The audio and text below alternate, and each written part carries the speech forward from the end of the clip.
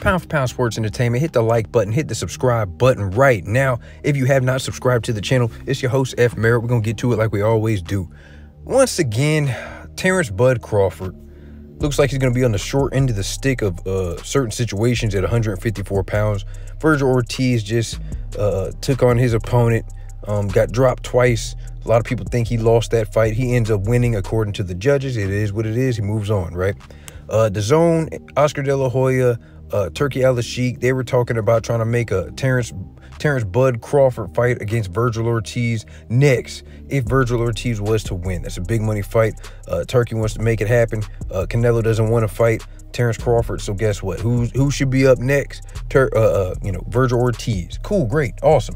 Well, according to Vergil Ortiz, after the fight, he doesn't seem interested in fighting Terence Bud Crawford. He wants to take on the Sebastian Fundora, Errol Spence winner, and it is what it is. Now, me personally, I don't like that at all. Your promoter wants to fight. The money's there.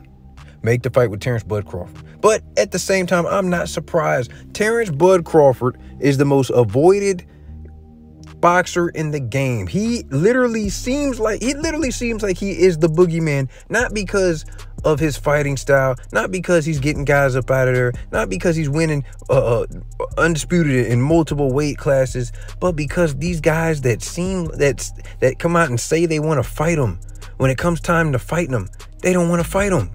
Vergil Ortiz is one. Tszyu is another. Sebastian Fundora has been on record saying he wants to fight the best in the world and Terence Bud Crawford, but seems like they're going to be having a fight with Errol Spence, which makes no sense.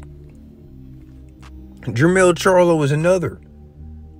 Like, I don't know, what else do y'all want from this man? And at the end of the day, all of this, honestly, all of this started from Bob Arum and Top Rank. These unnecessary fights with Amir Khan, unnecessary fights with Kell Brook during the pandemic, PBC allegedly, and not even them as a company, but the welterweights at PBC didn't want to fight Terence Bud Crawford. That's right, I'm calling him out. Sean Porter didn't want to fight Terence Crawford at the time.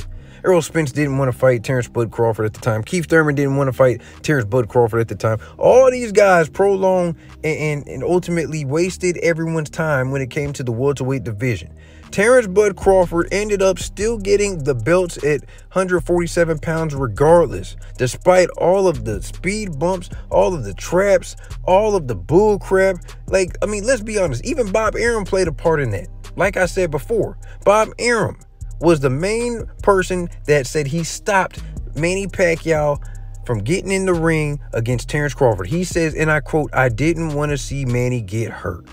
That would have shot Terence Crawford to superstar status immediately. But Bob Arum slowed this man down. He stopped him from having that opportunity. And not only that, Manny Pacquiao had the opportunity. He got away from Bob Arum, but he came to PBC and they announced Manny Pacquiao against Errol Spence.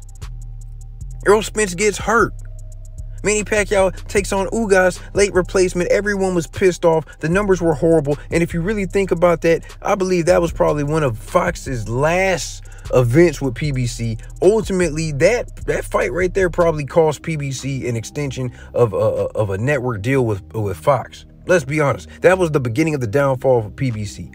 But Terence Bud Crawford should have got that opportunity against Manny Pacquiao. He should have gotten the opportunity against Sean Porter a lot earlier. He didn't even get the opportunity with Danny Garcia because Danny Garcia refused to fight him. Remember this quote? He said, "I don't have to fight you, dude. I'm already rich." I remember that. But now it seems like it's the same thing at 154 pounds for whatever reason. I'm talking, these networks didn't even want to acknowledge that Terence Bud Crawford was a champion. This is sad. These guys were saying, "Oh, we don't fight for the WBO belt." Man, y'all were scared of this man. This is the true boogeyman of the game, and I don't want to see a repeat of 147 pound for Terence Crawford and everybody avoiding him. I don't want the repeat, the same thing that happened at 154 pounds. This man is chasing greatness. You guys are getting in the way. Let your nuts drop. Get in the ring, Tszyu, against Terence Bud Crawford. Well, he did take the IBF route. He's going to get that belt, whatever. Vergil Ortiz, let your nuts drop.